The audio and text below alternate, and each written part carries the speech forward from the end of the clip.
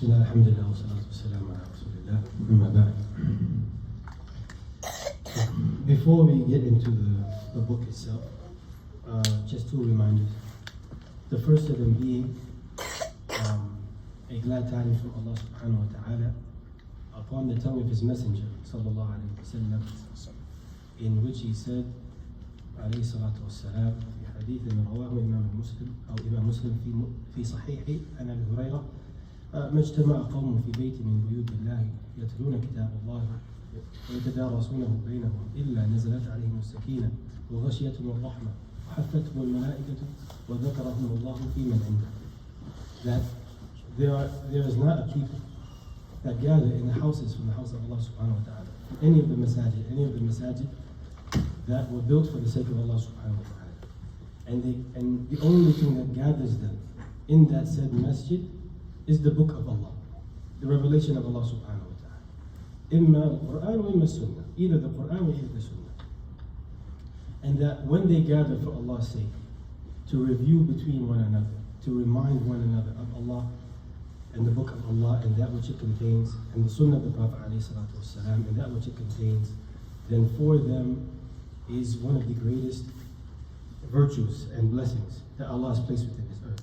And that is تنزل عليهم السكينة, that this group of people, the sakina, a set of tranquility from Allah subhanahu wa ta'ala, will cover them, or will come down to them. نزلت عليهم السكينة وغشيتهم الرحمة, and they will be encompassed by the mercy of Allah subhanahu wa ta'ala. وحفتهم الملائكة, and the angels of Allah subhanahu wa ta'ala, they gather for this gathering out of respect and honor of what they are reminding one another about and where they are, what they're studying. The angels come and they surround these people. وَذَكَرَهُمُ اللَّهُ فِي مَنْ عِنْدَهُ. And not only that, and this is the cherry on the top, Allah subhanahu wa ta'ala, who has no need for us, but out of His mercy and His kindness and Him honoring His creation, He will speak about us or about those people that gather to the people that are with, or with the angels that are in His close perimeters. Subhanahu wa ta'ala. So this is a sharaf, this is an honor, right? And we ask Allah to grant us ikhlas and sincerity in regards to whatever we can benefit in this small gathering. As for what follows that, then before we step into the actual text, we want to set a framework for ourselves, and that is reminding ourselves of the purpose of this, or these rasa'il, these short essays that were compiled into one book together. And that is that the author, Sheikh Muhammad ibn Abdul Wahhab, he's a scholar from the east of Saudi Arabia, what is now Saudi Arabia, right? Najd, an area called Najd. And he was a scholar that traveled far and wide, okay? He exerted all efforts in studying this religion. And so upon, or within his studies, after studying far and wide from different races of scholars all over, to the best of his ability, he noticed that the ummah, or that the Muslim nation, was in dire need of a return and cementation of their foundation, right? To be reminded, what is the foundation of being a Muslim? What is my foundation? What do I need to build upon, right? Because a house with a weak foundation or without any foundation cannot stand. And if it stands for a short time, it is bound to fall and crumble. Okay? So after his long, tiresome route in studying and seeking the pleasure of Allah in doing so, he compiled these rasa'il, these short essays, and he sent them out. Right? He sent them out to different nations, different people, different cities and tribes, to remind them of their foundation so that they may return to the correct practicing of Islam. So what we're reading from is a reminder from a great scholar, and a taqsil, building our foundation, building our core. Okay, so, and it's important to understand, as simple as a foundation, or as simple as the very beginnings of your core may sound, if we are not reminded, if we are not constantly reviewing and reminding one another and warning one another from any mukhalif or any type of opposition to this foundation, we will indeed fall into the opposite of that, and we will go astray from our core, from our foundation. So as simple as it may sound, it is very important to remind one another to constantly study and to make sure that our foundation is cement, is rock solid. Okay? So nothing that we're going to say here is something to be taken lightly. Rather, it is something to be held with great magnitude. Right? And not just that, whatever we manage to obtain, we have to practice it within ourselves, within our households, and we have to teach what we have to our children. Right? When you look outside and people complain, the kids, the youth, they're going this way, they're going that way. Nobody wants to practice Islam. They don't want to come to the Masjid. It's important in that situation for a person to look back. Okay, what is that child's foundation? How was that child raised? What was that child taught about Al-Islam from the very beginning? Were they taught Al-Islam? And when they were taught Al-Islam, were they taught it as a culture? Were they taught it as a bunch of actions that their people did? Or were they taught that Al-Islam is the truth and is the only religion that Allah will accept, and that is what Allah subhanahu wa ta'ala has sent down, and it is a guidance for mankind? Were they taught that? Were they taught it correctly? Were they taught it in marahil, in stages? Right, so all of that is important. Not only from a child, but as an adult. When you see an adult not practicing Islam correctly, or veering away from Islam, or Islam is only what him and his friends are upon, or him and his tribe, then it is important to return to the foundation. Okay? So the foundation. Everyone has to strengthen their core.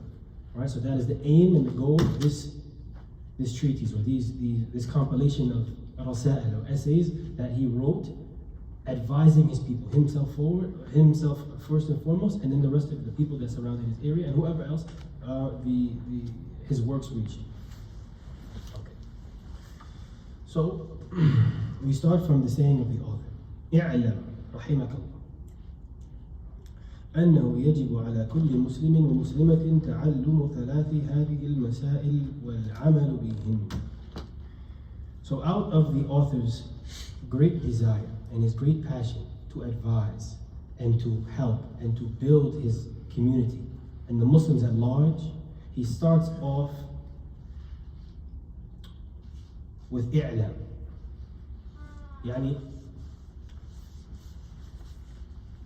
He wants to draw our attention to what is going to be said. You have to know this. Like when a father grabs his young boy by the shoulder and he says, look here, let me tell you something. Or he says, oh son, come here, let me talk to you for a second. Let me tell you something of great importance. Okay, so i'lam. So when we hear i'lam, we prepare ourselves. Okay, he's going to say something very important that I have to pay attention to. Not just that's going to pass through my ears from one ear out to another, and I heard it and that's great, and that's it, I can go on. No, rather what he's about to tell me, I have to make sure I am cognizant of it. I understand why he said it and what he wanted from it, and what is obligatory upon me with this information to do. I'lam rahimakallah. And this is great. He's taking from the Sunnah of the Prophet ﷺ. So after he has called our attention to what he's about to say, he says rahimakallah. He makes dua for you, specifically the listener, and whoever else is reading this. Rahimakallah. What does he want by that? Why is he making dua after he says, come here, listen to me. Listen to what I have to tell you, rahimakallah. Right? This is showing his intense love and concern for the listener. Right? When you call someone to you, when you speak to your kids, or you talk to your parents or your elders, anybody that you want to advise, it's always important that you start off in a manner that causes them to warm to you. Right? You warm their heart. You don't say, hey, look, listen, hey, you're not paying attention. What are you doing? No, you want to start off soft. Listen, may Allah have mercy upon you. May Allah guide you and me. So a person is already gearing themselves, they're already attentive to what you're about to say. Then on top of that, you've already placed between you some type of love. You've already placed between you and the listener, or you and the person you're talking to, some type of friendly relationship. You're already making dua for him. That's already a great start. So we take from this is how we talk to our parents, to our fathers, our grandparents, any type of relative, and especially children. You don't want them to fear you. Even if what you're intending to tell them is to fear them, it is to scare them from something. You want to start off, listen, this is out of my love for you. This is not about me and you. Know this. May Allah have mercy upon you. So the person that's listening is already attentive and aware that the person talking to them is someone that cares about them. So they're more likely to grab what is being told and place it in their hearts and act upon it. So it's very important. Then he says, "I'lam rahimakallah, know may Allah have mercy upon you, أنه يجب على كل مسلم ومسلمة تعلم ثلاث هذه المسائل والعمل بهن." That is obligatory, right? Obligatory meaning anything that I leave off that is obligatory, I'm sinful. Allah has made mandatory that I do or learn or say or believe said things. So he's already stating, he's letting the listener know and the reader know that whatever follows is obligatory. You cannot leave it off. And he does so by telling them that it is obligatory for every Muslim and Muslimah. It's not just obligatory for the men, and it's not specific for the women. Rather, this concerns every single person that believes that there is none worthy of worship except Allah subhanahu wa ta'ala, and that the Prophet Muhammad sallallahu alayhi wa sallam is their messenger and their guide. That this is obligatory. I cannot leave this off. Already there are 3 levels where the listener is now super attentive. You cannot leave off what I'm about to tell you. You have to know it, or Allah will hold you accountable on the Day of Judgment. And then he says, تَعَلُّمُ ثَلَاثِ هَذِهِ الْمَسَائِلِ وَالْعَمَلُ بِهِنَّ. It doesn't say that you hear it, or that even that you know what I'm about to tell you. تَعَلُّمُ, that you put in some type of effort to understand and learn the concepts and the principles that I'm going to tell you. Because you cannot act upon something, you cannot teach something that you have not learned. It's different to say, I heard that, I know that. Yeah, I've heard that before, I know that ayah. But have you learned the contents of that ayah? What that ayah calls to? What the hadith is what is intended by the hadith? Right? So ta'allum is a higher level than alim, to know something. Ta'allam, right? Ziyadat al-mabna, when the verb increases in its form, right? The ta in the beginning is the asl or the origin of the verb is ayn, lam, and mim. So when the ta is added, the verb has a more intensive meaning. That is obligatory, it is wajib, it is mandatory to learn these 3 principles. And from thalatha you learn, right, he numbers, or he mentions the amount of principles. That might seem like a minute benefit, right? But when you think about it, and the Prophet ﷺ does this in many hadiths, سَبْعَةٌ يُذِلُّهُمُ اللَّهُ فِي يَوْمٍ لَا ذِلَّ إِلَّا ظِلُّهُ, that there are 7 that Allah will shade them in His shade, yani the shade of His arsh on the Day of Judgment, يَوْمَ لَا ظِلَّ إِلَّا ظِلُّهُ, that a day that there will be no shade except the shade of the arsh of Ar-Rahman. Therefore, when a person is listening to that hadith in specific, he's already counted, 7. Okay, there's going to be 7. I'm equipped to the number. Whenever he says, I'm going to count 1, 2, 3, 4. I'm going to engrave what he's saying with the number by it in my heart. So here he's starting with the same concept, right? Thalathu masail. So you're already ready to count. Okay, there's 3 things. Okay, alhamdulillah, it's just 3. That can also ease the information on somebody. It's not too much, it's just 3 things I have to know. 3 things I have to understand and implement. Okay, boom, moving forward. تعلم ثلاث هذه المسائل والعمل بهن. And that brings us to an important point. That gaining information and studying concepts and studying Islam by itself is not sufficient. We have to be prepared to learn these concepts and act upon them. Right? Knowledge without action is a tree without fruit. You will have nothing to bear at the end of the day. You will say, Allah will ask you, why did you do this? Why didn't you do this? And you will say, I know, but you didn't do. You have nothing to show for your knowledge. Therefore, your knowledge was null and void. It did not benefit you. So whatever we learn, small or big, we have to attach with that information how can I act upon this knowledge? What am I to do with this responsibility? That knowledge is responsibility. Okay, I know that Allah loves this. Okay, how can I do this action so Allah is pleased with me? So it's very important to attach an action with the knowledge. Knowledge is not just to say I know, it's not for the accolades, it's not for the shahadat or the accolades or scholarships or paperwork that you put on the wall and you say so-and-so has graduated from this university and he has this degree and this degree. No, rather knowledge is about action. So the person that does not act upon the knowledge will be held accountable for that information.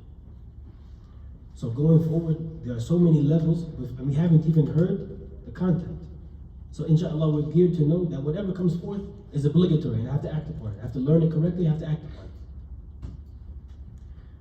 And then he says, Al-Ula, the first of these masail, the first of these topics, is that أن الله خلقنا ورزقنا ولم يتركنا هملا بل أرسل إلينا رسولا فمن أطاعه دخل الجنة ومن عصاه دخل النار. والدليل قوله تعالى إنا أرسلنا إليكم رسولا شاهدا عليكم كما أرسلنا إلى فرعون رسولا فعصى فرعون الرسول فأخذناه أخذا وبيلا. That the first of these topics, that it is crucial that we learn and act upon, is that Allah created us and He provided for us, and that He did not leave us any hamalan, without any goal or any objective. He did not just create us and provide for us and leave us to fend for ourselves.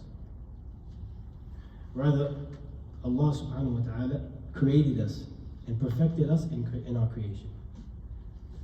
And then He provided us with everything that we need in this earth.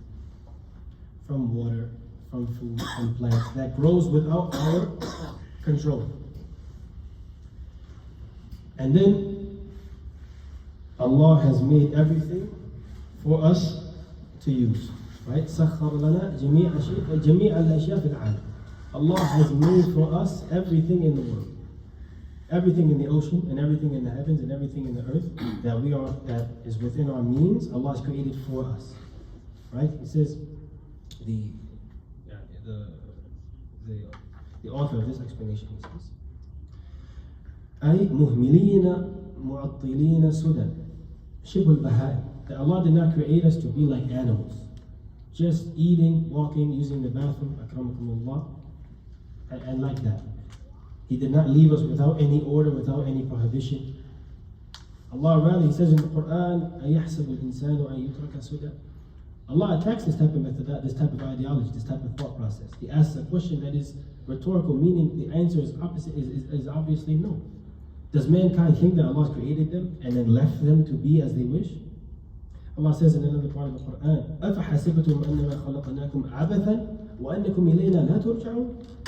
Have you really processed that Allah subhanahu wa ta'ala, we have created you without any purpose? Does anyone create anything or make anything or do anything without any purpose? And that to Allah subhanahu wa ta'ala we will not return? Rather, Allah has created you for a great and lofty purpose. And it's important to address that and to learn that and to act upon that. And then He says in a hadith Qudsi, Allah subhanahu wa ta'ala says, إِنَّ آدَمَ خَلَقْتُكَ لِأَجْلِي وَخَلَقْتُ كُلَّ شَيْءٍ لِأَجْلِكَ فَلَا تَلْعَبْ. That Allah says, O the son of Adam, I have created you for my purpose. Yani to worship me. I have created you for a purpose. وَخَلَقْتُ كُلَّ شَيْءٍ. And I created everything else for you. Meaning you were created for me, Allah subhanahu wa ta'ala, and everything else was created for you to use. فَلَا تَلْعَبْ. And if that is the case, don't play. Don't waste your time. Don't get distracted with what I've created for you to get to me. بَلْ خَلَقَنَا لِنَعْبُدَهُ وَحْدَهُ لَا شَرِيكَ. Rather, Allah subhanahu wa ta'ala has created us to worship Him. وَمَا خَلَقْتُ الْجِنَّ وَالْإِنسَ إِلَّا لِيَعْبُدُونَ. That Allah has not created us except to worship Him. And as I'm sure that has passed or what will come, that worship is a comprehensive word that encompasses everything that Allah is pleased with and that He has ordered us to do and to stay away from as well. وَلَمْ يَتْرُكْنَا هَمَلًا بَلْ أَرْسَلَ إِلَيْنَا رَسُولًا. Rather, Allah has not left us by ourselves. He has sent to us a messenger. And that messenger is the Prophet Muhammad alayhi salatu wasalam.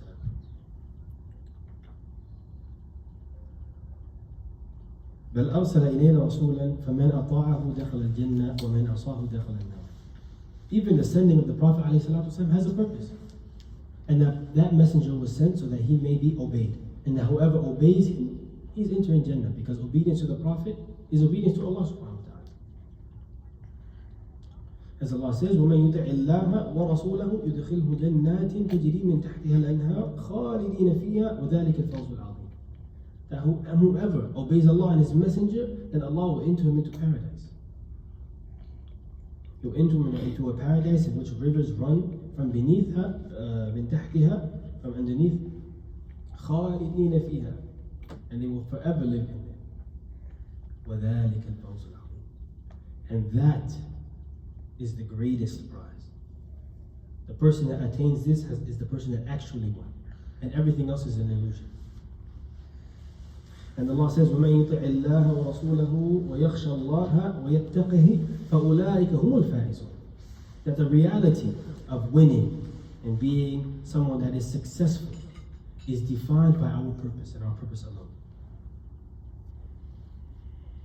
And this is extremely important when a person is raising kids, when a person is thinking about a goal. What I want to do with my life. What do I want to work? What do I want to do? Where do I want to go? It's hard for me in this country. I should move to another country. My kids, I want to raise them correctly. What should I do with them? My friends are not really on the same career path as me. What should I do? When a person analyzes his life, right, or he's gearing himself to raise children, or he's looking for a wife, or he's looking for a place to live, it has to return to this foundation. It has to return to, before I can get there, I have to realize, why was I created? Why am I here? Why has Allah given me this strength? My eyesight, my nose to smell, my mouth to taste, my ears to hear. When a person can truly identify that, then those choices he has to make are very simple. I will choose this country because it's easy to worship Allah there, and therefore Allah will make everything easy for me. I want my kid to be a righteous person because that's what he was created for. So I will make easy for him everything that makes his goal easy. I will put him in the right situations. I will sacrifice time so he can memorize the Quran, or at least attend the Masjid to learn his religion. I will make it my concerted effort for my child to learn his purpose. My wife, I'm going to choose a woman that is aligned with the purpose that we were created for. My friends, they will also have the same goal. Why? Because I am aligned with my purpose. And as if a person is aware and has learned their purpose. But if not, you find someone, well, they're my friends because they're in my tribe. Or they're my friends because we go to school together. I can't really separate from them. I can't, everyone else is too far. I have to get money, right? So I have to go to this country where it's harder to be a Muslim, but money is there, so that's okay. That type of person is misconstrued. He has forgot his purpose. He is willing to risk his religion and his faith for $1. No one says you can't go somewhere to get money. But if you forget your purpose, then the money will not benefit you. Because as Allah says in the Hadith Qudsi, Ibn Adam khalaqtuka li ajli, that Allah has created us for His purpose. And then He's created everything else for you. So that money you are willing to lose your purpose for, Allah has created it for you anyways. So how can you use that which Allah has created for you to forget what Allah has created you for? And then He says, وَمَنْ أَصَابُ دَخْلَ النَّارِ. And whoever goes against the Prophet ﷺ and his mission and what he calls towards, then that person has aligned himself with the people of the house. And may Allah protect us from being of the people of the house. And He says, وَمَنْ يَعْصِ اللَّهَ وَرَسُولَهُ وَيَتَعَدَّ حُدُودَهُ يُدْخِلْهُ نَارًا خَالِدًا فِيهَا وَلَهُ عَذَابٌ مُهِينٌ وَقَدْ أَمَرَنَا اللَّهُ بِطَاعَتِهِ وَنَهَانَا عَنْ مَعْصِيَتِهِ فِي غَيْرِ مَوْضِعٍ مِنْ كِتَابِهِ. And He mentions an ayah in the Quran in which Allah explicitly says, whoever disobeys Allah and His Messenger in the main goal in which they call to, in the purpose of your existence, whoever disobeys that and chooses to follow his own desires or turn away from that which Allah and His Messenger call to, then that person has prepared for themselves the hellfire. And they have exceeded the boundaries in which Allah subhanahu wa ta'ala has placed down, and Allah will enter that person into the hellfire. It's as simple as that. But sometimes some things that are simple, they need reminders. They need to be reminded, and we need to constantly remind one another about these concepts. It's a simple concept. 1 + 1 = 2. But in actualization, it's quite difficult at times, depending on how much I have aligned myself with that goal. I cannot chase money, right? and say and concern myself with only the worldly life. And then when I feel a bit of darkness in my heart, I'm far from the masjid, I don't really feel anything when I pray, I complain to the imam. Something is wrong. I complain about this leader and this leader and these people on the streets. I complain about the youth. When my kid is far from Islam, he doesn't want to read the Quran, he doesn't want to attend the masjid, and I have not aligned him and I have not strived, my best striving, to make sure that is his goal, I'll come to the masjid. Imam, fix my son. He's lost. You know these kids. What can I do? I can't do anything. I'm only just trying to work. These kids are not doing it. Putting the full blame on the child. The person has to question himself. I was created for a reason. How much did I set myself up with that reason? How much did I care truthfully for that reason? Or was it just lip service? And then he brings an ayah from the Quran, وَالدَّلِيلُ قَوْلُهُ تَعَالَى, and the evidence for that which I have stated, right? From the Quran and Sunnah. And from this we realize and we make, he sets another foundation within the foundation, that anything that you believe in, anything that anybody says to you in regards to al-Islam has to come from the Quran and Sunnah. We should not accept or entertain anybody trying to talk to us from their own desire, from their own insha. Well, I think, the Quran, I think, for a Muslim it's just good to be a good Muslim. As long as he's a good person, he's happy, he doesn't hurt people. I think this is good. Is that acceptable? Can we accept that? Huh? Can we accept that? I think we should all just get along. We just be good people and smile and be happy, just help people. Is that okay? Can we accept that? That sounds nice and sweet. But there is no evidence for it. Allah has not sent down anything in that regards. Rather, Allah has detailed and outlined exactly what He wants and exactly what He is pleased with. So that type of person, you say, okay, you said something that sounds nice. Can we find that in the Quran? Did Allah, our Creator, tell us this? Or did the Prophet ﷺ instruct us and teach us this? A Muslim is not to accept anything except the Quran and Sunnah, in accordance to the understanding of the Sahaba and the Salaf of this Ummah. Right? Those rightly guided generations. And then he says, so he comes with his dalil, his evidence, that makes clear his claim, that this is our purpose. That Allah subhanahu wa ta'ala, He says, إِنَّا أَرْسَلْنَا إِلَيْكُمْ رَسُولًا شَاهِدًا عَلَيْكُمْ, that we have indeed sent to you, meaning He has sent Musa, He's referring to we have sent to you, the Ummah, yani Quraysh, and everyone else of this Ummah al-Da'wah, the people, the Ummah of the Prophet ﷺ, a messenger, شَاهِدًا عَلَيْكُمْ. We have sent him with a message, and he will bear witness against you or for you in accordance to your following of that message. Just as we have sent to Fir'aun a messenger, meaning Musa. فَعَصَى فِرْعَوْنُ الرَّسُولَ.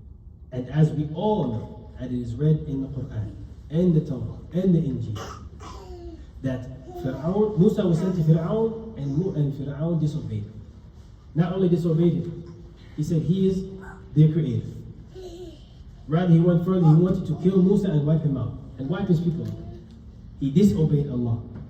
And so what did Allah do with him? فَأَخَذْنَاهُ أَخْذًا وَبِيلًا.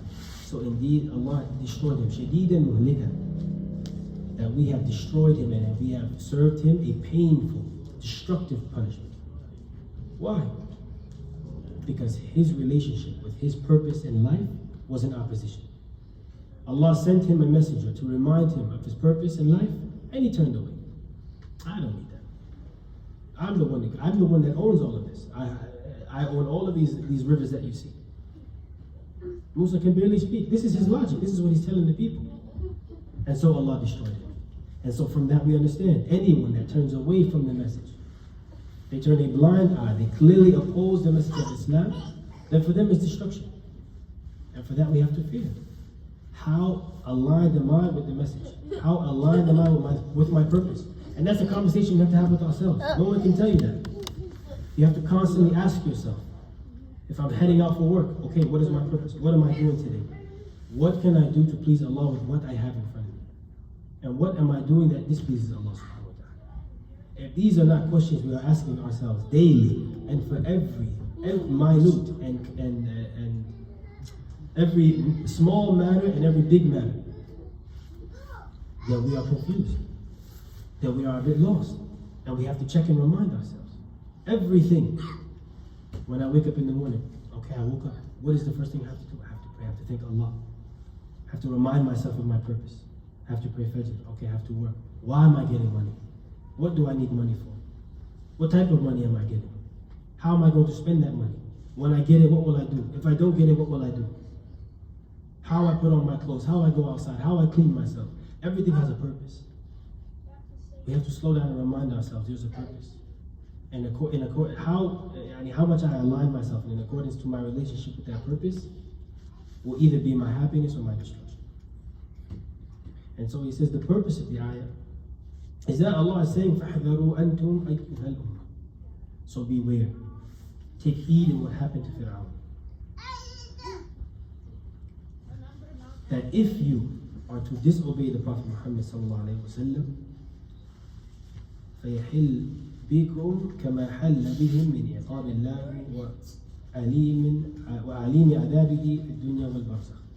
That just as Fir'aun was destroyed and he was promised a great punishment, then for you is the same thing in accordance to your relationship with Tawheed, according to your relationship with Al-Islam.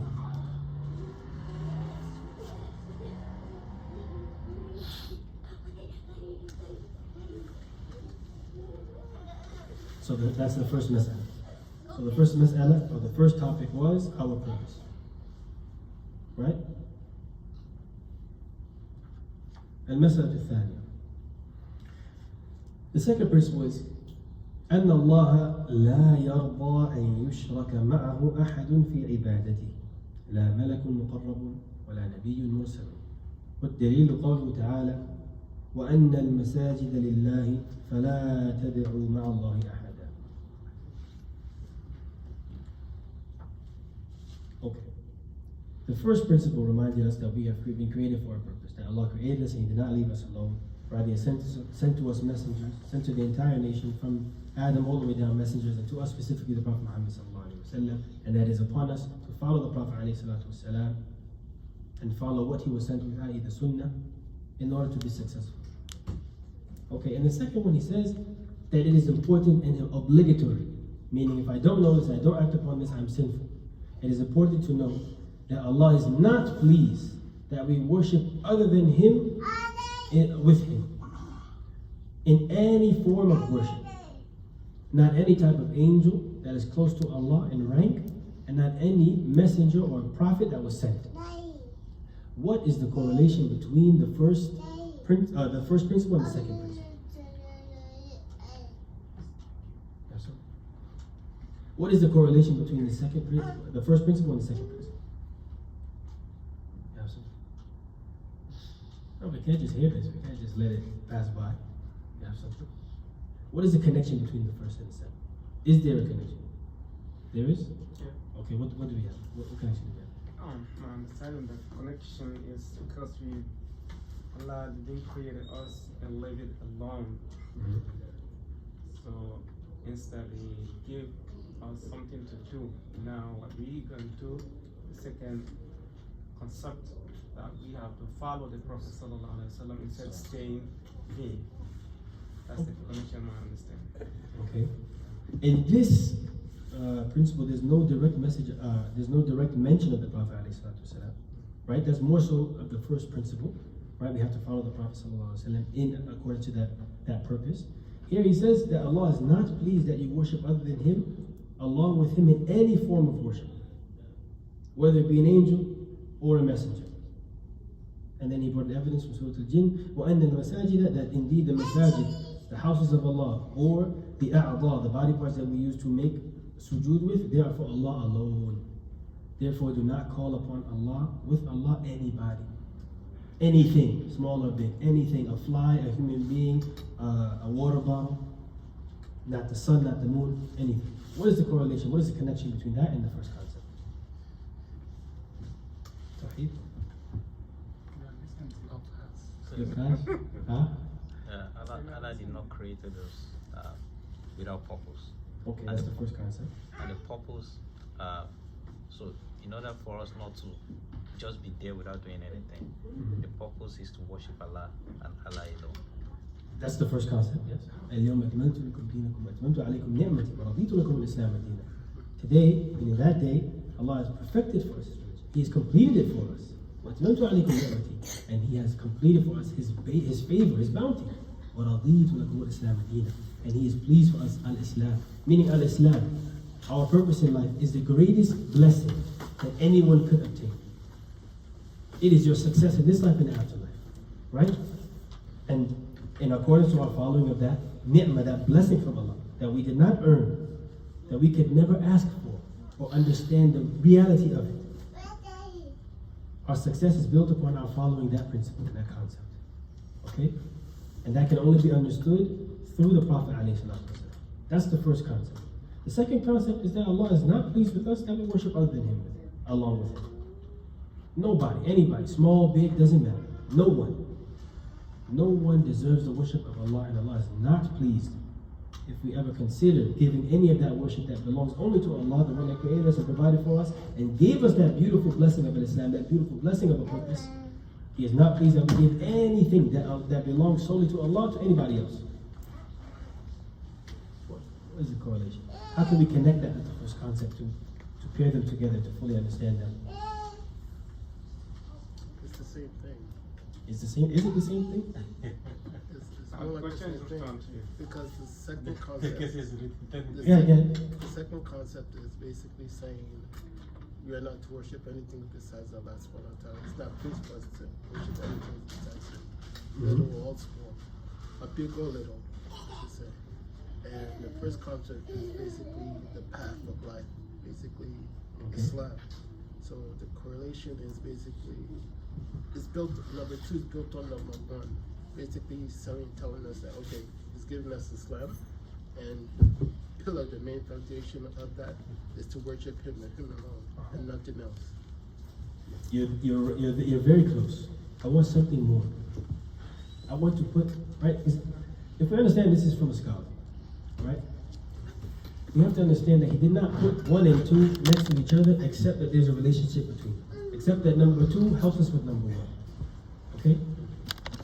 So we can't just move through things and say that's number 1, this is number 2, this is number 3. Rather, this is number 1.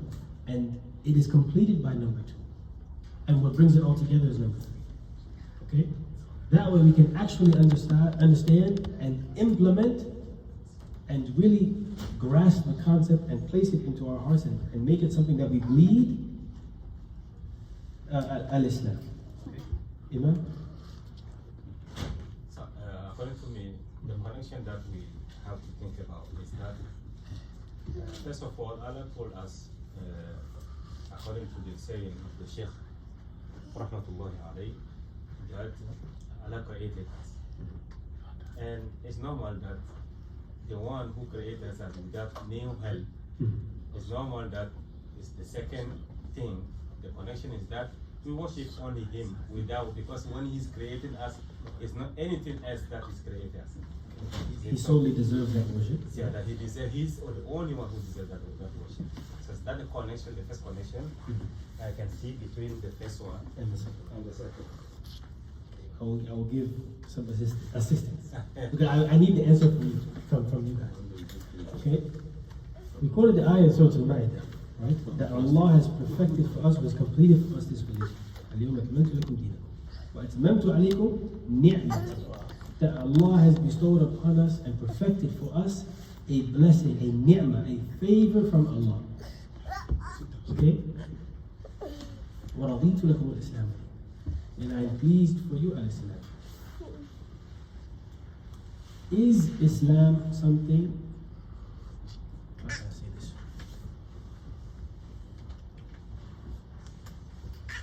Okay, Allah is pleased for us, al-Islam, and He's given it to us. Is it permanent? Once you're a Muslim, are you always a Muslim? No matter what? Is Islam with you forever? Is this blessing from Allah always going to be with you? No. Is it? No. You don't know? No. I said no. No? Yeah, it's through His mercy. Huh? It's through His mercy. Through His mercy. This blessing of Allah subhanahu wa ta'ala and Islam is to be preserved. Right? And we understand that through the first concept. Right? That Islam is our purpose. And following the Prophet ﷺ is the only way to understand Islam. The second concept Allah is alerting us. Right? The last ayah in the first concept was that Fir'aun, he disobeyed the messenger. And so therefore he was destroyed. Okay? The second concept, he says that Allah is not pleased and yushraka ma'ahu ahadun fi ibadati. La malakun muqarrabun wa la nabiyyun mursal. That there is nobody that deserves worship except Allah, and Allah is not pleased with. But He is pleased for us al-Islam, and He is not pleased with or for us and yushraka ma'ahu, that we worship other than Him with. That any portion of our heart, in regards to any type of worship, or any portion of our limbs, in regards to any type of worship, gives any of that worship to other than Allah subhanahu wa ta'ala. Allah is calling us to be alerted. That this gift of Islam, you can ruin it. You can spoil it. You can destroy it. It is a ni'mah that Allah gives. It is something to you to it's something for you to cherish. So beware that you destroy it. Beware that you spoil it. Beware that that ni'mah is taken away from you. If that is a bounty from Allah subhanahu wa ta'ala, then know that it is not forever. Because we don't deserve it. We did nothing that we could ever do, nothing that we could ever put forth is enough to thank Allah for al-Islam. And so Allah gave us al-Islam, and He instructed us and informed us how we can preserve it, and how exactly He is pleased with us to be upon al-Islam. And in the second concept, He alerts us and informs us that if you spoil your Islam with shirk, with worshipping other than Allah with Allah, you destroy that main concept of al-Islam, Allah is no longer pleased with you.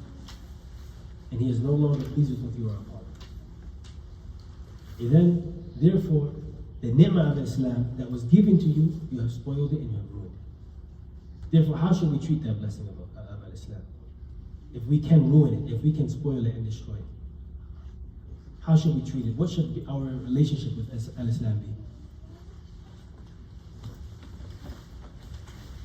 How should it be?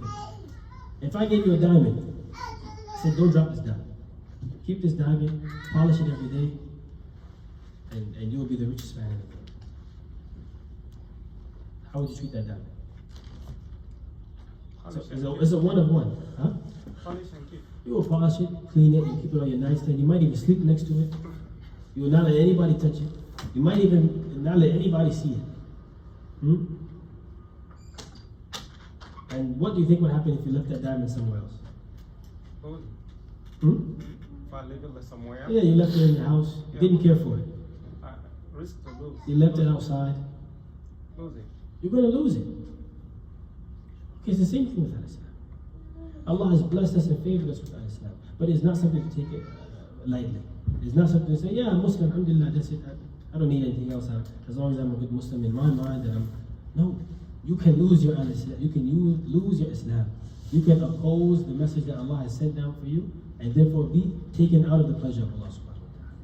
So the first concept is informing you of the roadmap, what you have to do to earn the pleasure of Allah.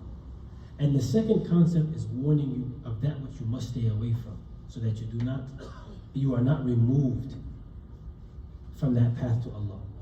You do not oppose that which Allah sent down to you, and therefore invoke upon yourself the anger of Allah. Because that can surely come to any and anyone else. So once a person knows that, okay, there is al-Islam, there is a tawheed, there's faith, iman, I have to protect it from certain things so it can remain pure and clean. You understand? It is not enough to say I am Islam and I know the duties of al-Islam and I know the rules and regulations and that's it. No, I can do something to ruin it. And if I know that, I have to be more careful. I have to learn that which Allah doesn't like and that which Allah loves, that which Allah hates, and stay away from those things and do the things that Allah loves.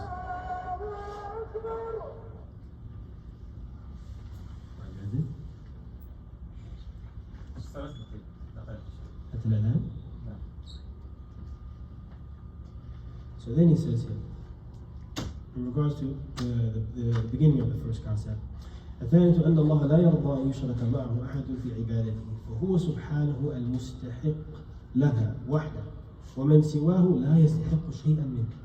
That Allah is the only one that deserves that worship, as He is the one that created us and provided for us.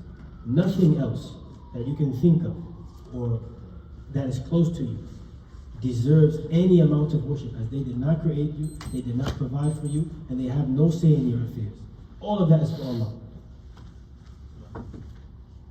And then he says here, right? So Allah created you to worship Him.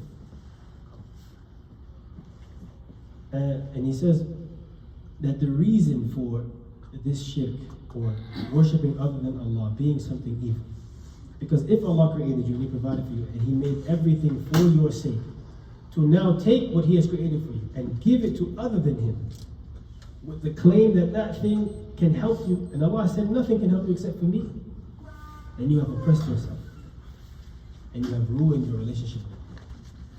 As Allah says, and the author says, وَلِأَنَّ الشِّرْكَ أَظْلَمُ الظُّلْمِ, that shirk, worshipping other than Allah, the greatest sin known to mankind, is the darkest and most oppressive of oppressions. As Allah says in the Quran, إِنَّ الشِّرْكَ لَظُلْمٌ عَظِيمٌ. That Luqman, he says when he's advising his son, the first advice that he gives, Ya bunayya la tushrik. Oh my dear beloved son, do not worship other than Allah with Allah. Do not give any of your worship that Allah deserves solely by Himself to anything other than Allah. Do not love anything like you love Allah. Do not put your trust in anything like you put your trust in Allah. Do not depend upon anything like you put your dependence upon Allah subhanahu wa ta'ala. Do not slaughter for Allah. Do not pray for Allah. Do not recite Quran for anything other than Allah. Do not be dutiful to your parents except to please Allah. Do not put on the right amount of clothes, or do not work and earn your providings except to please Allah subhanahu wa ta'ala. Your worship, your entirety is for Allah alone. And giving that to anything other than Allah ruins every and anything you could ever have. Therefore, if this is the greatest sin, and this can ruin you, then I have to be very careful to stay away from this sin. And any of its, honestly, and any type of appearance of it, or any type of branch from that tree of destruction.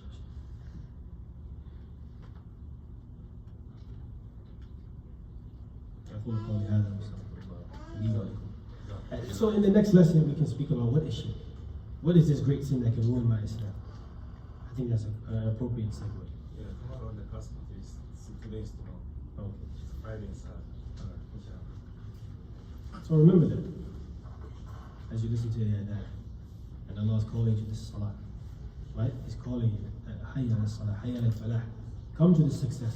What is the success? How can I be successful through this? And how can I ruin this? I should be afraid. I should be shivering. May Allah protect us and allow us to benefit from